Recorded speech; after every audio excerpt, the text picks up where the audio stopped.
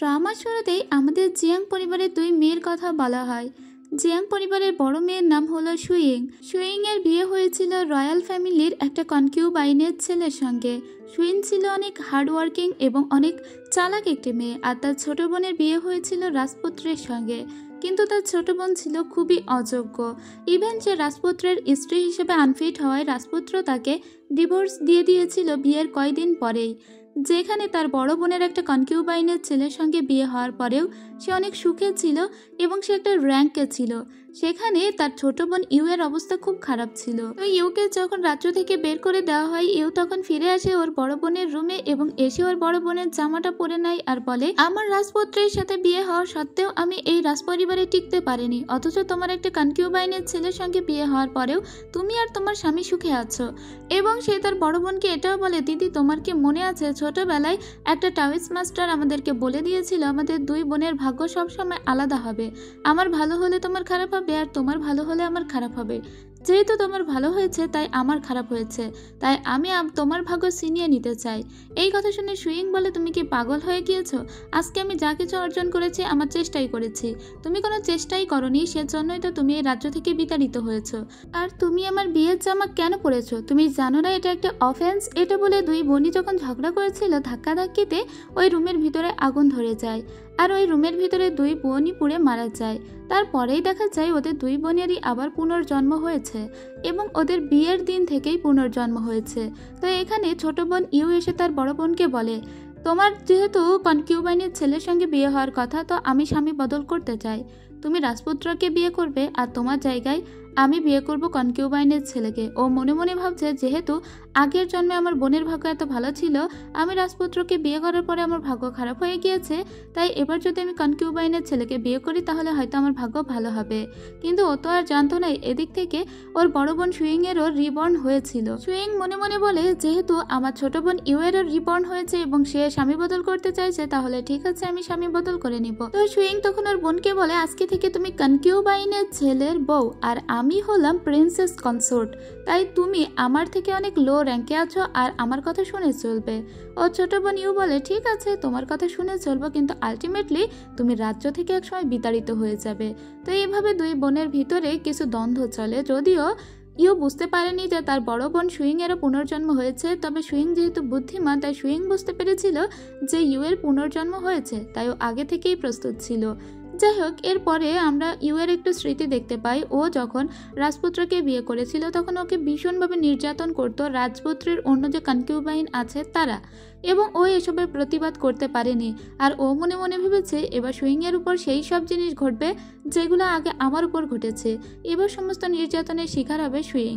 এরপরে আমাদের কনকিউবাইন তিয়ানকে দেখানো হয়, যে হলো এই রয়্যাল ফ্যামিলির সমস্ত দায়িত্ব কর্তব্যের ভার নিজের কাঁধে নিয়ে নিয়েছে। যাওয়ার পথে আমরা কিছু কাঁচের টুকরো ছড়ানো দেখতে পাই। দুই বউকেই ওই কাঁচের টুকরোর উপর দিয়ে যেতে হবে। তো আগের জন্মে হয়েছিল কি, যে কনকিউবাইনের ছেলের সঙ্গে বিয়ে হয়েছিল সুইং এর, সে তাকে কোলে করে নিয়ে গিয়েছিল আর ওই কাঁচের টুকরার উপর দিয়ে ইউ হাঁটতে হাঁটতে গিয়েছিল এবং ওর পা অনেক কেটে গিয়েছিল, কারণ ওর বিয়ের দিন রাজপুত্র ওকে রিসিভ পর্যন্ত করতে আসেনি, কারণ রাজপুত্রের ওকে বউ হিসেবে একদমই পছন্দ না। তো এবার ইউ ভাবছে যে যেহেতু এবার আমি কনকিউবাইনের ছেলেকে বিয়ে করেছি, ও এসে আমাকে কোলে করে নিয়ে যাবে। আর হয়ও তাই, কনকিউবাইনের ছেলে লিয়াং ওকে কোলে করে নিয়ে যায় এবং ও ওর বোনের দিকে তাকিয়ে থাকে আর বলে, এবার তোমার পা কাটবে, আগের জন্মে আমার কেটেছিল। তো আগের জন্মের মতো রাজপুত্র এবারও কিন্তু তার স্ত্রীকে রিসিভ করতে আসেনি, তবে সুইং ওই কাটার উপর দিয়ে হেঁটে যাচ্ছিল ঠিকই, তবে তার পা একটুও কাটে না। এতে ইউ অবাক হয়ে বলে, ওর পা কেন কাটলো না? আসলে কাটবে কি করে, আগে থেকেই তো সমস্ত প্রস্তুতি নিয়েই রেখেছিল সুইং। বলেছি সুইং বুদ্ধিমতী। সুইং বড় একটা রুমাল ওর পায়ের ভিতরে আগে থেকে দিয়ে রেখেছিল আর সেজন্য ওর পায়ে কোনো আঘাতই লাগেনি। আজ আমি আপনাদের একটি বিশ্বস্ত বুকমেকার অ্যাপের সঙ্গে পরিচয় করিয়ে দিতে চাই, যার অফিসিয়াল পার্টনার হচ্ছে চিরিয়া এবং পিএসজি। এই অ্যাপে আপনি সমস্ত লাইভ ম্যাচের ফলাফল এবং লাইভ ম্যাচ দেখতে পারবেন, এমনকি আপনি স্কোর অনুমান করতে পারবেন। এই অ্যাপে রয়েছে ক্র্যাশ গেম থেকে শুরু করে অনলাইন স্লট, লাইভ স্ট্রিমিং এবং রিয়েল টাইম গেমিং, যেখানে আপনি আইফোন, ল্যাপটপ এমনকি BMW এর মতো আশ্চর্যজনক পুরস্কার জিততে পারবেন। কিন্তু সবার সেরা পছন্দ অবশ্যই চিকেন রোল। এই গেমটি খেলে সবাই দারুণ এনজয় করে, তাই যদি আপনি এটি এখনও ট্রাই করে না থাকেন তাহলে আপনি দারুণ কিছু মিস করছেন। নতুন ইউজাররা আমার দেওয়া প্রোমো কোড ব্যবহার করে সাইন আপ করলে 30,000 টাকা পর্যন্ত বোনাস এবং ফ্রি স্পিন পেতে পারেন।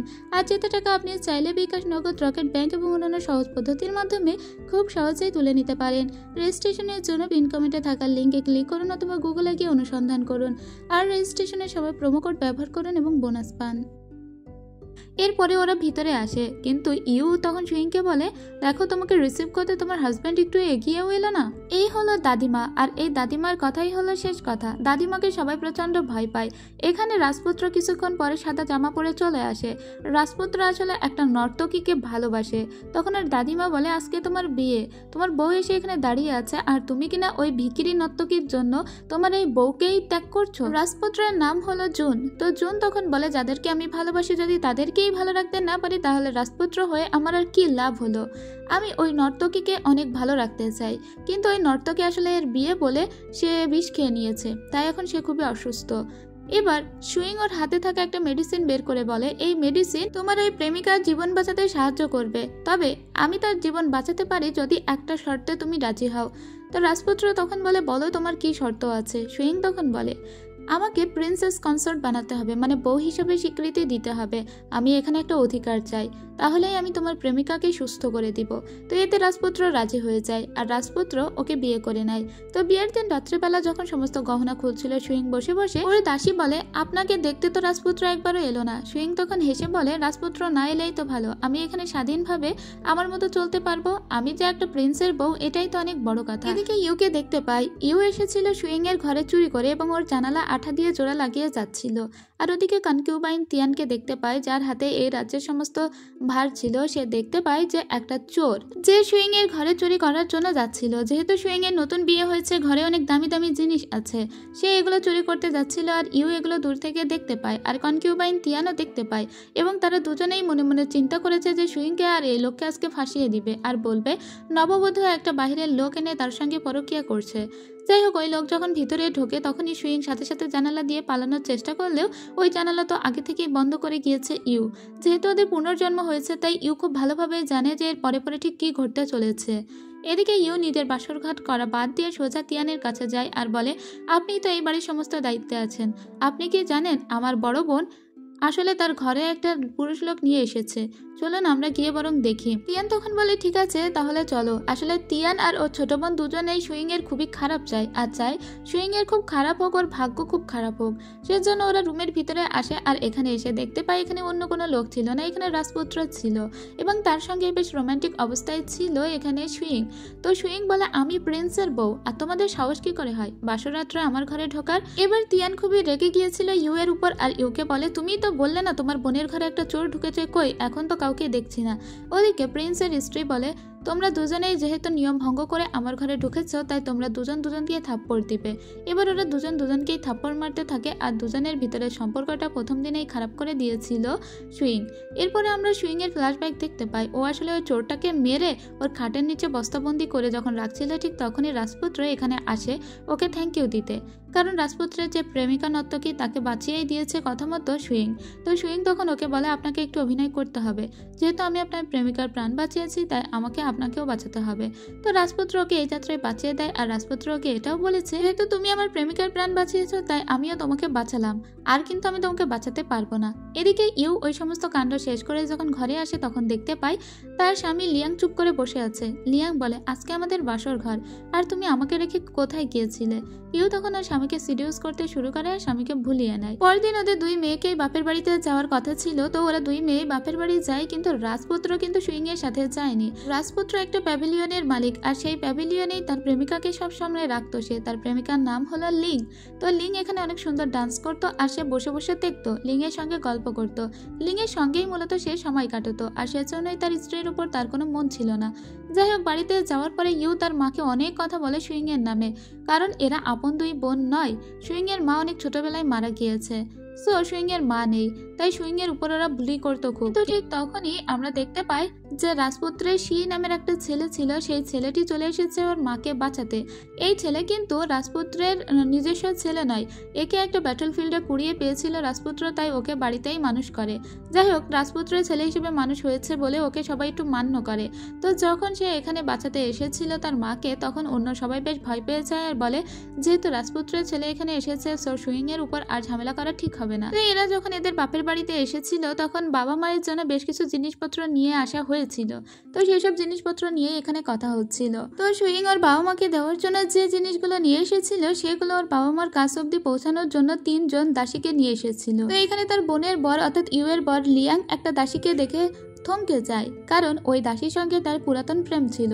তো এই মেয়েকে দেখা মাত্র একটু সুযোগ করে ও বাহিরে আসে এবং ওই মেয়েও ওর জন্য বাহিরে ওয়েট করছিল। তো মেয়েটি বলে আপনি আমাকে না জানিয়ে বিয়ে করে নিয়েছেন, আপনার কি আমাকে একটু মনে পড়ে না? আর সুইং তো জানতোই যে বাহিরে কি হচ্ছে, তাই সুইং তার বাবা মাকে বলে যে আমি একটু বাহিরে যাচ্ছি। যাওয়ার আগে সে তার বোনকেও বলে তোমার জামাইকে একটু চোখে চোখে রেখে যেও, ঠিক আছে? ইউ তখন মনে করে যে সুইং তার বরের সঙ্গে কিছু একটা করার হয়তো চেষ্টা করছে, তাই ওখানে ইউও বাহিরে আসে। আর এদিকে লিয়াং তার আগের প্রেমিকার সঙ্গে বেশ একটু ইন্টিমেট হওয়ার চেষ্টা করে। যদিও লিয়াং ওকে বলছিল যে তুমি এখান থেকে চলে যাও, কিন্তু তারপরেও পারছিল না নিজেকে আটকাতে। ঠিক তখন এখানে সুইং এসে ওই দৃশ্য দেখে ফেলে। ইউ বলে যে ওখানে কি হচ্ছে।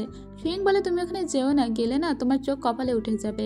কিন্তু ইউ তখন ওর স্বামীকে দেখার জন্য এখানে আসে আর এসে দেখতে পায় ওর স্বামী অন্য কারোর সঙ্গে ইন্টিমেট হচ্ছে। আর এতে তো ইউ প্রচন্ড রেগে যায়, ওই মহিলাকে তো মারধর করে আর একই সঙ্গে ওর স্বামীকেও মারে। ওর স্বামী তখন ইউর ওপর রেগে যায় আর বলে তুমি এত সিন ক্রিয়েট কেন করছো, এখানে সবাইকে জড়ো করবে নাকি? ঠিক দেখতে দেখতে এখানে সবাই জড়ো হয়ে যায়।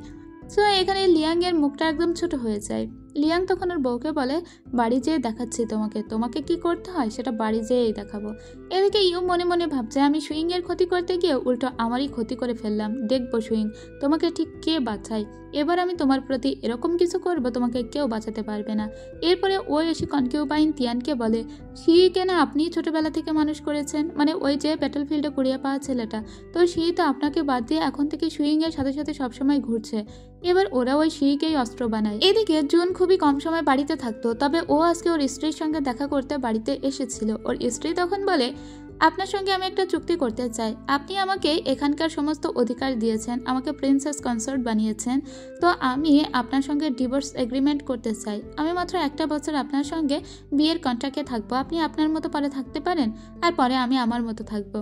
এরপরে ওরা ডিভোর্স কন্ট্রাক্টে সাইন করে নেয়। রাজপুত্র মনে মনে বলে আমিও দেখবো তুমি আমাকে বিয়ে করেও আবার আমাকে ছেড়ে দিতে চাচ্ছ, দেখা যাক। এদিকে লিয়াং তো তার স্ত্রীর ইউ এর উপর খুবই রেগেছিল এবং সে বাড়িতে ঘুম হয়ে বসেছিল। ঠিক তখনই তার স্ত্রী তাকে সিডিউস করার জন্য সেই লেভেলের ডান্স দিতে শুরু করে। এবার স্ত্রীর এই ডান্স দেখে ওর আবার মন গলে যায়। আস্তে আস্তে ও নিজের স্ত্রীর কাছে আসে আর বিভিন্ন রকমের সরঞ্জাম বের করে বলে চলো আজকে এসব দিয়েই আমরা খেলা করি। মানে ওই লোকটি ছিল একটু অন্য টাইপের আর কি। এসব দেখে তো ইউ এর চোখ কপালে উঠে যায় আর বলে আমার স্বামী এরকম, এবং ওকে মারতে থাকে ওর স্বামী আরও চিৎকার করতে থাকে। পরদিন সকালবেলা আমরা তিয়ান কনকিউবাইন তিয়ানকে দেখতে পাই যে দাদিমার কাছে এসে বলে যে তার ছেলে সে নাকি খুবই অসুস্থ এবং তার সে বিষ খেয়েছে, তাই এক্ষুনি ওঝা ডেকে তার বিষ নামানো হোক। তো ওঝা ডাকা হয়। তো ওঝা কিন্তু তিয়ানের কথা মতোই এখানে এসেছে। তো ওঝা এসে বলে ওকে যে বিষ দিয়েছে সে হলো এই মহিলা, সুইং এর দোষ দেয়। আর এই মহিলা এটাও বলে সুইংকে যতক্ষণ এই বাড়ি থেকে বের করা হচ্ছে ততক্ষণ সি ভালো হবে না, আর এটা কনকিউবাইন তিয়ানেরই কাজ ছিল, মানে সুইংকে এই বাড়ি থেকে বের করার জন্য। তো দাদিমা সুইংকে বলে ঠিক আছে তোমাকে যেহেতু এই বাড়ি থেকে বের হতে হবে তুমি চলে যাও মন্দিরে আর সেখানে গিয়ে তপস্যা করো যাতে তোমার ছেলে সুস্থ হয়ে যায়। ঠিক তখনই রাজপুত্র আসে আর বলে আমি ওকে ভালোবাসি আর নাই বাসি, আমার স্ত্রী এরকম কোনো কাজ করতেই পারে না, সে শিকে অনেক ভালোবাসে, শিকে কখনোই সে আঘাত করতে পারে না, কিন্তু এখন যেহেতু সে অসুস্থ ছিল তাই তাকে মন্দিরে যেতেই হবে। তো এখানে রাজপুত্রের কথাও তার দাদিমা শোনে না আর বলে যে এক্ষুনি তার স্ত্রীকে যাতে মন্দিরে পাঠিয়ে দেওয়া হয়। তো এবার তার স্ত্রীকে মন্দিরে পাঠানোর চেষ্টা করেছিল রাজপুত্র। ঠিক তখনই ইউ মনে মনে বলে এই যাত্রাই হবে শেষ যাত্রা, পথে তোমাকে মারার প্ল্যান আমি অলরেডি করেই রেখেছি। এর দিকে আমরা তিয়ানকে দেখতে পাই। তিয়ান আসলে তার ছেলেকে ঘুমের ওষুধ খাইয়েছিল এবং সবার সামনে নাটক করেছে যে তাকে বিষ খাওয়ানো হয়েছে, কিন্তু আসলেই তার ছেলে এখন মারাত্মক অসুস্থ হয়ে গিয়েছে। তখন আমরা ইউ এর একটা ফ্ল্যাশব্যাক দেখতে পাই। ইউ যে তিয়ানের সঙ্গে হাত মিলিয়ে কাজ করেছে, ওকে ঘুমের ওষুধ খাওয়ানোর প্ল্যানটা কিন্তু ইউই তিয়ানকে দিয়েছিল। তো তিয়ান ঘুমের ওষুধ তার ছেলেকে খাইয়েছে, এটা ঠিক, এতে তার ছেলের হয়তো একটু অজ্ঞান হয়ে যাওয়ার কথা, কিন্তু ওই খাবারের ভিতরে পরে এসে ইউ আবার অনেকগুলো বিষ মিশিয়ে দিয়ে গিয়েছিল, আর সেজন্যই তো এখন অনেক অবস্থা খারাপ হয়ে গিয়েছিল শির, যেটা কিন্তু তিয়ান জানে না। এটা সম্পূর্ণই আড়ালে থেকে ইউ করেছে, আর ইউ এর ধারণা ছিল সে মারা গেলে এই বাড়ি থেকে সুইংকে বের করে দেওয়া হবে, সেজন্য সে এরকমটা করেছে। কিন্তু এখন যখন সে অনেক অসুস্থ, তখন তিয়ান সোজা ছুটে যায় সেই ওঝার কাছে আর বলে, আমি আমার ছেলেকে জাস্ট ঘুমের ওষুধে দিয়েছিলাম, কিন্তু আমার ছেলের এখনো কেন জ্ঞান ফিরছে না। আসলে তিয়ান সেইকে ভালোবাসে, কারণ ছোটবেলা থেকে সে সেইকে মানুষ করেছে। কিন্তু যখনই এদিকে ফিরে ওঝা, তখন দেখা যায় ওই ওঝা রূপে আর কেউই নাই, ওখানে ছিল আসলে সুইং, আর সাথে ছিল রাজপুত্র। ওরা দুইজন মন্দিরে যায়নি, বরং কালপ্রিটটাকে সেটা ধরার জন্য এই নাটকটা করেছে, এবং এখানে ওঝা সেজে বসেছিল সুইং। যেহেতু এখন সমস্তই তিয়ান স্বীকার করে ফেলেছে, তিয়ানের আর কিছুই বলার নেই, তাই ওকে দাদিমার কাছে নিয়ে আসা হয়।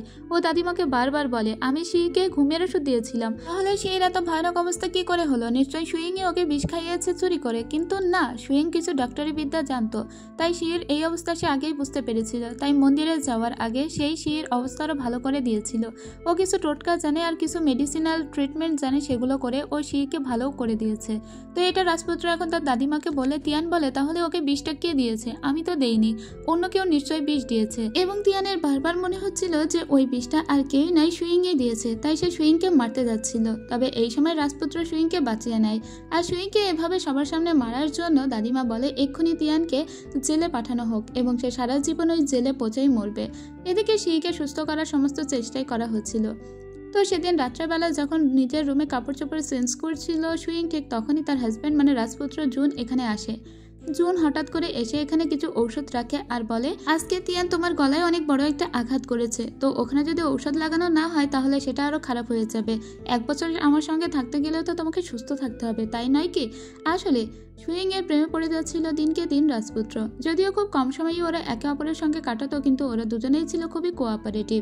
এদিকে আমরা দেখতে পাই একটা জায়গায় নির্বাসন দেওয়া হয়েছিল তিয়ানকে। ঠিক তখনই তিয়ানের সঙ্গে ইউ দেখা করতে আসে আর বলে যে, দিদি আপনার অবস্থা দেখে আমার খুবই খারাপ লাগছে, আমরা চেয়েছিলাম একসঙ্গে এক হয়ে কাজ করব, কিন্তু সেটা আর হলো না। আমি আপনার ছেলেকে মারতে চেয়েছিলাম, তবে সেটা আর শেষ পর্যন্ত করে উঠতে পারলাম না আপনারই বোকামির জন্য। আপনি তো সুইংকে ওই বাড়ি থেকে হটাতেই পারলেন না, উল্টো নিজের এই হাল করেছেন, তো আপনার আর বেঁচে থেকে কি লাভ? আমি ভেবেছিলাম সে মারা গেলে সেই দায় পড়বে সুইং এর উপর, তাই সুইংকে জেলে থাকতে হবে, আর তারপরে আপনাকেও মেরে ফেলবো। কিন্তু আমার সমস্ত চাল বানচাল হয়ে গেল, কারণ আপনি ঠিকমতো কাজ করতে পারেননি, তাই আপনার আর বেঁচে থেকে লাভ নেই বলে ওকে পিছন থেকে ছুরি মেরে দেয়। পরের দৃশ্যে আমরা দেখতে পাই, যেহেতু তিয়ানকে এখন কারাগারে পাঠানো হয়েছিল বলেই জানে সবাই, তাই দাদিমা এখন সমস্ত পরিবারের দায়িত্ব দিয়ে দিয়েছিল সুইং এর উপর। তো এখন থেকে এই পরিবারের সমস্ত চাবি সুইং এর উপর থাকবে, এই কথাই হচ্ছিল। দূর থেকে ইউ এটা শুনে ফেলে, আর ইউ বলে, তোমার হাতের চাবি তো আমি কখনোই পৌঁছাতে দিব না। তো সুইং এর হাতের চাবি উঠবে, তবে সেই চাবি যে ও রাখতে পারবে কিনা তার জন্য ওর একটা পরীক্ষা হবে। তো ওর এই পরীক্ষা বানচাল করার চেষ্টা ইউ যে করবে সেটা সুইং খুব ভালোভাবেই জানে, তাই সেই সমস্ত পরিকল্পনাই করে রেখেছিল। ইউ যতভাবেই ওর সমস্ত প্ল্যান লণ্ডভণ্ড করে দেওয়ার চেষ্টা করুক না কেন, ও তো আজকে ভালোভাবেই চাবিটা নিজের কবজায় করে নিবে। তো ওর হাতে চাবি তুলে দেওয়ার জন্য রয়্যাল প্রিন্সেসকে ডাকা হয়েছিল। তো রয়্যাল প্রিন্সেসের জন্য এখানে একটা পাখির পালকের ড্রেস বানানোর কথা ছিল, যে দায়িত্ব ছিল সুইংয়ের উপর। সুইং সেই ড্রেসটা বানিয়েও ছিল, কিন্তু সেই ড্রেসটা দেখা যায় যে কেটে দিয়েছে, এবং কেউ এটা ইচ্ছে করেই করেছে, আর সেটা ছিল একটা বাক্সের ভিতরে। ওই বাক্সের চাবিটাই সুইং রক্ষা করতে পারলো না, তাহলে এই পুরো বাড়ির চাবি কিভাবে ও রক্ষা করতে পারবে? তো এতে ওই প্রিন্সেস খুবই রেগে যায়। সুইং তখন বলে, ঠিক আছে, এই চাবি আমি ছাড়া অন্য কেউ হাত দিয়েছে, সেজন্য এরকমটা হয়েছে। এখন এই রুমে যতজন আছে তাদেরকে পরীক্ষা করলেই বোঝা যাবে যে কে এরকমটা করেছে। তাই এখানে 4 জনকে পানি আনতে বলে সুইং, কারণ সুইং আগে থেকেই ওই চাবিতে তেল লাগিয়ে রেখেছিল। যে ওই চাবি চুরি করে স্পর্শ করেছে তার হাতে এখনো পর্যন্ত তেল লেগেই আছে। তো এখানে পানিতে হাত দেওয়ার সাথে সাথে একটা দাসীর হাত থেকে তেল ভেসে ওঠে। তো সাথে সাথেই ওকে ধরে সুইং আর বলে, তুমি নিশ্চয়ই ওই চাবিতে হাত দিয়েছিলে। ওদিকে ইউ সাথে সাথে সবার সামনে ওই দাসীকে কটু কথা শোনায় আর বলে, তোমার সাহস হয় কি করে?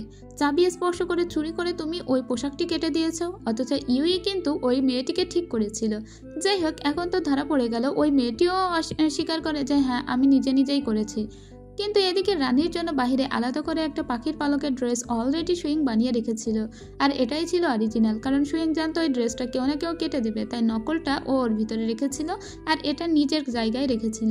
তো এতে প্রিন্সেস খুবই খুশি হয় আর ওকে বলে যে তুমি আসলেই ওই চাবির যোগ্য, তাই ওর হাতে চাবিটা দিয়ে দেয়। তখন রাজপুত্র জুন এসে তার স্ত্রীকে বলে তুমি আসলেই কিন্তু খুবই বুদ্ধিমতী, এর জন্য চাবিটা এভাবে হাতিয়ে নিতে পেরেছো। কিন্তু এখানেও ক্ষান্ত হয় না ওই সেই দাসী মেয়েটি, যে মেয়েটি সেদিন পোশাক ছিঁড়ে দিয়েছিল। সেই মেয়েটি এসে বলে কনকিউবাইন তিয়ান মরে গিয়েছে এবং তাকে মেরেছে সুইং।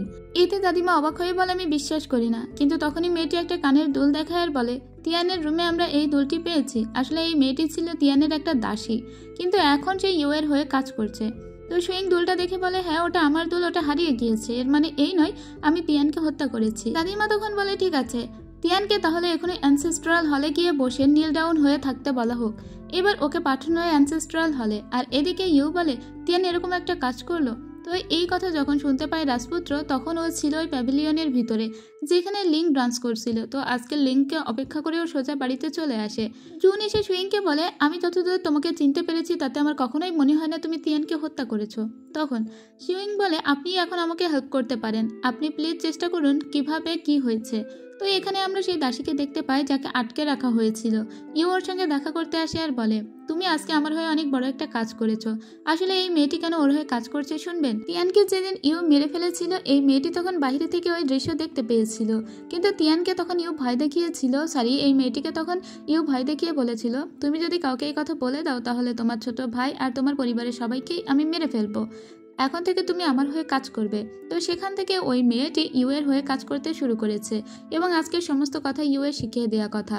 তবে এখন ওই মেয়েটিকে এখান থেকে তাড়িয়ে দিয়েছে ইউ, আর ঠিক তারপরে এখানে রাজপুত্র জুন এসে দেখতে পায় দড়ি কেটে দাসীটি পালিয়েছে। জুন তখন সারা শহরের লোক পাঠিয়ে দেয় আর বলে যেভাবেই হোক ওই দাসীকে খুঁজে বের করো। এদিকে ওই দাসীকে কিছু টাকা দিয়ে এই শহর ছেড়ে পালাতে বলেছে ইউ, কিন্তু ইউ ধরাই পড়ে যাচ্ছিল। তবে এই টাইমে সে তার স্বামীর ক্যারেজ দেখতে পায় যেখানে তার স্বামী গাম্বেলিং খেলে মদ খেয়ে তারপরে এখান থেকে যাচ্ছিল। সে তার স্বামীর ক্যারেজের ভিতরে উঠে পড়ে যাতে কেউ ওকে দেখতে না পায়, কারণ এখানে প্রত্যেকটা গাড়ি সার্চ করা হচ্ছিল। তো ইউকে এই রাস্তায় দেখে অনেকে হয়তো সন্দেহ করবে, তাই সে তার স্বামীর গাড়িতে উঠে চলে আসে। কিন্তু ঠিকই ওই মেয়েটিকেও শহর থেকে ধরে আনা হয়েছিল, কারণ সে ওই শহর ছেড়ে পালাতে পারেনি। তো এই মেয়েটি এখন বলে সুইং এর নামে আমি সেদিন মিথ্যা বলেছি, আসলে সুইং হত্যা করেনি তিয়ানকে।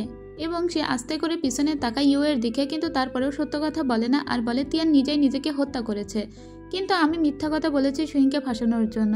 তবে কে ওকে ফাঁসাতে বলেছে সে কথাও বলে না। সুইং তখন বলে তোমার হাতে আমি দেখেছি যে কিছু তুমি চুরিবালা নিয়ে পালাচ্ছিলে, এগুলো তো দেখে মনে হচ্ছে ইউ এর চুরিবালা, তো এগুলো তোমার কাছে কিভাবে এলো। ইউ তখন বলে যেহেতু ও তিয়ানের দাসী ছিল আর তিয়ানকে তো আমি দিদির মতো চোখে দেখতাম, তাই ওকে এই চুরিবালাগুলো আমি দিয়েছি যাতে ও একটা ভালো জীবনযাপন করতে পারে, কিন্তু এতে ওর পরিবারের সমস্ত রীতিনীতি লঙ্ঘন করেছে। দাদিমা বলে তুমিই তার মানে ওকে পালাতে সাহায্য করেছিলে, কিন্তু এতে তোমার কি উপকার। এতে খুবই রেগে যায় সুইং আর বলে যেহেতু এই পরিবারের সমস্ত দায়ভার এখন আমার, তাই আমার দিদির মানে আমার ছোট বোনই যখন ভুল করেছে তখন ওকে আঘাত করা হোক। তো চাবুক দিয়ে 3 বার আঘাত করা হয় ওর ছোট বোন ইউকে। সুইং খুব ভালোভাবেই জানে যে তিয়ানকে হত্যা তার বোনই করেছে, কিন্তু ওই মেয়েটি মানে ওই দাসীটি যেহেতু মুখ খুললো না, তাই ওরও বেশি কিছু করার নেই। তবে জুন কিন্তু দিনকে দিন ওর স্ত্রীকে দেখে খুবই মুগ্ধ হচ্ছিল এবং তার প্রেমে পড়ছিল। আর এদিকে অবস্থা খারাপ হয়ে গিয়েছে ইউ এর হাজব্যান্ড ওর পিঠে মালিশ করে দিচ্ছে আর বলছে তুমি তিয়ানকে মেরেছো আমি জানি, আমি এ কথা কাউকে বলবো না, কিন্তু তুমি তোমার বাড়ি থেকে মানে বাপের বাড়ি থেকে যেসব সোনাদানা গহনা এনেছো তার কিছু যদি আমাকে দাও। মানে এ সবসময় গাম্বেলিং খেলে আর গাম্বেলিং খেলতে খেলতে অনেক টাকাও হেরে গিয়েছে, এখন ওর কাছে আর টাকা নেই, তাই ও বউয়ের কাছে টাকা চাচ্ছে। তো এতে খুবই রেগে যায় ইউ আর বলে তোমার লজ্জা করে না, তুমি বউয়ের কাছে টাকা চাচ্ছ। ওর স্বামী তখন বলে লজ্জা কেন করবে, নিজের বউয়ের কাছেই তো চাচ্ছি। ইউ তখন মনে মনে ভাবে যে আমি যেটাই করছি সেটাতেই আমি সুইংকে হারাতে পারছি না, আমি যেরকম রিবর্ন মানে আমার যেরকম পুনর্জন্ম হয়েছে আমার বোনেরই কি ওরকম পুনর্জন্ম হয়েছে, আর এটা আমাকে যাচাই বাছাই করে দেখতেই হবে। এজন্য ইউ সিদ্ধান্ত নিয়েছে ওর দিদির সঙ্গে মানে সুইং এর সঙ্গে যে দাসীটা সবসময়ই থাকে সেই দাসীকে অজ্ঞান করে ফেলবে। তো সেই দাসীকে অজ্ঞান করে ফেলে ওকে একটা জায়গায় লুকিয়ে রাখে। এদিকে সারা বিকাল ধরে দাসীকে না দেখতে পেয়ে সুইং মনে মনে চিন্তায় পড়ে যায়। সুইং এর মনে হয় আগের জন্মে ওর দাসী মারা গিয়েছিল নিজের ভাইয়ের জন্য এবং ও একটা প্যাভিলিয়নে মারা গিয়েছিল। তো সুইং এর মনে হয় ওর দাসীর কি আজকে তবে সেই দিন চলে এলো, তবে কি ও আজকে মারা যাবে। ভাইকে বাঁচাতে গিয়েই মূলত দাসী মারা গিয়েছিল। তো সেই প্যাভিলিয়নের উদ্দেশ্যেই ও দৌড়াতে থাকে। মূলত এটা পরীক্ষা করার জন্যই ইউ ওর দাসীকে লুকিয়ে রেখেছে। আজকে যদি এই প্যাভিলিয়নে ছুটে আসে সুইং তাহলেই বোঝা যাবে যে ওরও পুনর্জন্ম হয়েছে। তো আগে থেকেই প্যাভিলিয়নের ভিতরে বসে ওয়েট করছিল ইউ, যে কিছুক্ষণের ভিতরেই হয়তো সুইং এখানে চলে আসবে। কিন্তু না, ওকে ভুল প্রমাণ করে দিয়ে এখানে রাজপুত্র আসে। রাজপুত্র এসে বলে, প্যাভিলিয়নের ভিতরে আমাদের বাড়ির বউ কি করছে? তোমার বরের সমস্ত দেনা পরিশোধ করতে এসেছো নাকি? তোমার বর এখানে অনেক টাকা হেরে গিয়েছে, এটা তোমার বরকে দেখিয়ে দিও আর এটা বলো যাতে সে সমস্ত টাকা পরিশোধ করে দেয়। তো ইউ মনে মনে বলে, তার মানে মনে হয় পুনর্জন্ম হয়নি সুইং এর, সে তো এলো না এর ভিতরে। তাই ও প্যাভিলিয়ন থেকে বাইরে বের হয়ে যায়। কিন্তু এই প্যাভিলিয়নের ভিতরে ঠিকই কিন্তু দাঁড়িয়েছিল সুইং। সুইং প্যাভিলিয়নের ভিতরে ঢোকার আগেই ওর মনে হয় যে এটা ইউ এর কোনো একটা ফাঁদ, আর তাই সে রাজপুত্রকেই ভিতরে পাঠিয়েছিল যে ইউ ওখানে আছে কিনা দেখার জন্য। তো এখন সুইং এটা নিশ্চিত হয়ে গিয়েছে যে ও ছোট বোনের তো পুনর্জন্ম হয়েছে, তবে ও ছোট বোনকে টেক্কা দিতে পারবে না। এদিকে আমরা সেই লিংকে দেখতে পাই, মানে সেই নর্তকীকে। এই নর্তকী বুঝতে পেরেছে যে রাজপুত্রর হাত থেকে হাতছাড়া হয়ে যাচ্ছে, তাই ও চিন্তা করেছে যেভাবেই হোক এখন ম্যানেজ করতে হবে সুইংকে, এবং সুইংকে ফাঁসানোর সমস্ত চেষ্টা ওই মেয়েটি করতে থাকে। তো সেদিন সুইং একটা হাতে দলিল নিয়ে যাচ্ছিল প্যাভিলিয়নের উদ্দেশ্যে, কারণ ওই প্যাভিলিয়নটা তার স্বামীরই। তবে সেখানেই তার লিংয়ের সঙ্গে ধাক্কা লেগে যায় এবং লিং ইচ্ছা করেই ধাক্কা দিয়েছিল। লিং এবার একে বলে, সুইংকে বলে, যেহেতু আপনি এই প্যাভিলিয়নের সামনেই এসেছেন এবং এটা আপনার স্বামীর প্যাভিলিয়ন, তাই চলুন ভিতরে যাই, এক কাপ চা তো অন্তত আমরা খেতে পারি। সুইং তখন ভিতরে আসে, কিন্তু ওকে যে চা খেতে দিয়েছিল লিং, সুইং সেটা খাওয়ার আগেই পরীক্ষা করে দেখে আর বুঝতে পারে এর ভিতরে কিছু সিডাকটিভ মেশানো হয়েছে। তো সুইং তখন খাওয়ার ভান করে ওইটা চাটা খায় না, বরং ওর তোয়ালেতে সব মুছে দেয়। ওর হাতে একটা চুরি করে রুমাল লুকানো ছিল, ও তাতেই ওটা মুছে দেয়। কিন্তু এটা তো আর লিং জানতো না। লিং ভেবেছিল একে আজকে ফাঁসাবে। আর ওদিকে আমরা জুনকে দেখতে পাই। জুন এসেছিল একটা লোককে খুঁজতে। আসলে জুন চুপি চুপি একটা কেস ইনভেস্টিগেট করার চেষ্টা করছে, যেটা প্রিন্স নিং নামের একজন প্রিন্সের বিরুদ্ধে। তো ওই এখানে এসে দেখতে পাই এখানে প্রিন্স নিং এর কিছু অফিসিয়াল চলে এসেছে, তাই ও সোজা ওখান থেকে আবার পালিয়ে আসে। এদিকে দেখতে পাই কিছুক্ষণ পরে চা খেয়ে অজ্ঞান হওয়ার নাটক করে সুইং। তো সুইংকে তখন আস্তে আস্তে টেনে ঘরের ভিতরে নিয়ে যায় লিং, এবং একটা ছুরি ওর উপর ধরে আর বলে, এই সুন্দর মেয়েটিকে মেরে ফেলবো নাকি এর রেপুটেশনটা রুইন করে ফেলবো? এর রেপুটেশন রুইন করি, তাহলে রাজপুত্র সারা জীবন আমার হয়ে থাকবে। এরপরে ওকে ঘরের ভিতরে নিয়ে যাওয়া হয় এবং একটা লোককে ধরে আনে ওই ঘরের ভিতরে লিং। এবং ঘরের ভিতরে লোকটিকে এজন্য নিয়ে এসেছিল যাতে এই মেয়েটির সঙ্গে, মানে সুইং এর সঙ্গে ওই লোকটি সারা রাত কাটাতে পারে। তবে লিং ভিতরে প্রবেশ করে দেখে যে ভিতরে কোথাও সুইং ছিল না। সুইং অলরেডি বাইরে চলে এসেছে এবং ওই লোকটির সঙ্গে, মানে ওই মাতাল লোকটির সঙ্গে অলরেডি অবরুদ্ধ করে দিয়েছে লিংকে। সুইং খুব ভালোভাবেই জানতো এরকম কিছু একটাই হবে। আর ওদিকে আমরা দেখতে পাই যে পালাতে পালাতেই এই প্যাভিলিয়নের দিকে আসছিল রাজপুত্র, কারণ প্রিন্স নিং এর অফিসিয়ালরা রাজপুত্রকে খুঁজছে। তো রাজপুত্রকে এখানে দেখা মাত্র সুইং বলে, তুমি এখানে, আর তোমার হাতে তো কেটে গিয়েছে। এরপরে যে ঘরের ভিতরে ওরা লিংকে অবরুদ্ধ করে রেখেছিল সেই ঘরের ভিতরে রাজপুত্রকে নিয়ে প্রবেশ করে সুইং। তো সুইং এখন ওর সঙ্গে একটু রোমান্টিকতা করার চেষ্টা করে, কারণ এখানে প্রিন্স নিং এর সমস্ত লোকেরা কিছুক্ষণের ভিতরেই চলে আসবে। আর কালো কাপড় পরা লোকটা যে রাজপুত্র ছিল সেটা তো বুঝতে দিলে চলবে না। তো এখানে নিজের হাজব্যান্ডকে একবার বাঁচিয়ে নিল সুইং, আর এতে খুবই খুশি হয়েছিল রাজপুত্র। যাই হোক, এদিকে সেই অফিসিয়ালগুলোকে দেখতে পাই যারা প্রিন্স নিংকে গিয়ে জানায় যে আমরা ধরতে পারিনি সেই কালো কাপড় পরা লোককে, এই হলো প্রিন্স নিং, এবং এর সব থেকে বড় প্রতিদ্বন্দ্বী হলো জুনের। ওদিকে আমরা লিংকে দেখতে পাই, মানে সেই নর্তকীকে, সে নিজের বাড়িটা জ্বালিয়ে দিয়েছিল আর সোজা গিয়ে জুনের বাড়িতে উপস্থিত হয়েছে আর বলছে, এখন আমার যাওয়ার কোনো জায়গা নেই, আজকে রাত্রে আমি কোথায় যাব? যেহেতু এই মেয়েটির প্রতি একটা সফট কর্নার সবসময় ছিল জুনের, তাই জুন বলে এই বাড়িতেই থাকার কথা। অন্যদিকে দাদিমা সুইংকে জিজ্ঞেস করে যে মেয়েটি কি এই বাড়িতে থাকতে পারবে? সুইং বলে, হ্যাঁ, আমাদের ঘর তো অনেক ফেলানো আছে, তো যদি এখানে থাকতেই চাই তাহলে থাকতে পারে। তো রাত্রেবেলা আবার জুন তার স্ত্রীর রুমে আসে। সুইংকে এসে বলে, আজকে রাত কি আমি এখানে থাকতে পারি? মানে সে তার স্ত্রীর সঙ্গে ভাব জমাতে এসেছিল, কিন্তু ওকে এই রুমে থাকতে দিতে চায় না। সুইং আর বলে, আগে তো আপনি সবসময় প্যাভিলিয়নে পড়ে থাকতেন, এখন আপনার প্রেমিকা যেহেতু এই বাড়িতেই আছে সেহেতু আপনি আমার ঘরে কেন থাকবেন? তার ঘরে গিয়ে থাকুন। তো রাজপুত্র তখন নিজের রুমে চলে আসে। রাজপুত্র আসলে সুইংকে দেবে বলে একটা জামাও কিনেছিল, কিন্তু ওকে যেহেতু পাত্তাই দিল না সুইং, তাই ও ওই জামাটা দেবে না বলে চিন্তা করেছে। ঠিক তখনই লিং ওর সঙ্গে দেখা করতে আসে, আর এই জামাটা দেখে লিং এর খুবই রাগ হয়, কারণ এই জামাটা নিজের স্ত্রীকে দিবে বলেই তো রাজপুত্র কিনেছে, তাই ইচ্ছে করেই ওর উপরে পানি ফেলে দেয় এই মেয়েটি। লিং বলে এই জামাটা আমি পরিষ্কার করে আপনার কাছে দিব। রাজপুত্র তখন বলে তার কোনো দরকার নেই, এটা ফেলে দিও। এটা বলে ওকে এখান থেকে চলে যেতে বলে। রাজপুত্রের খুবই মন খারাপ হচ্ছে কারণ ওর স্ত্রী ওকে ইগনোর করছে। পরের দিন ওই জামাটাই পরে দেখা করতে আসে সুইং এর সঙ্গে লিং। একই জামা দেখে সুইং বেশ অবাক হয়ে যায়, জিজ্ঞেস করে এই জামা তোমাকে কে দিয়েছে? ও বলে আমাকে রাজপুত্র দিয়েছে। ঠিক সেই সময় রাজপুত্র এখানে উপস্থিত হয় কিছু গহনাপাতি নিয়ে, সেগুলো সে তার স্ত্রীকে দিবে বলেই নিয়ে এসেছে। তবে এই জামাটা পরা অবস্থায় লিংকে দেখে বলে এই জামা তো আমি কিনেছিলাম আমার স্ত্রীর জন্য, কিন্তু এটা তুমি কেন পরেছো? ব্যাস সাথে সাথে মাথা হেট হয়ে যায় লিংয়ের। লিং তখন বলে আমার মাথাটা খুবই ব্যথা করছে। এটা বলে ওই জায়গা থেকেও কোনো রকমে চলে আসে, কিন্তু ও তো খুবই অপমানিত হয়ে গিয়েছে। এদিকে সুইংকে সবসময় ইমপ্রেস করার চেষ্টা করছিল রাজপুত্র, কিন্তু সুইং তো ইমপ্রেসড হচ্ছিল না।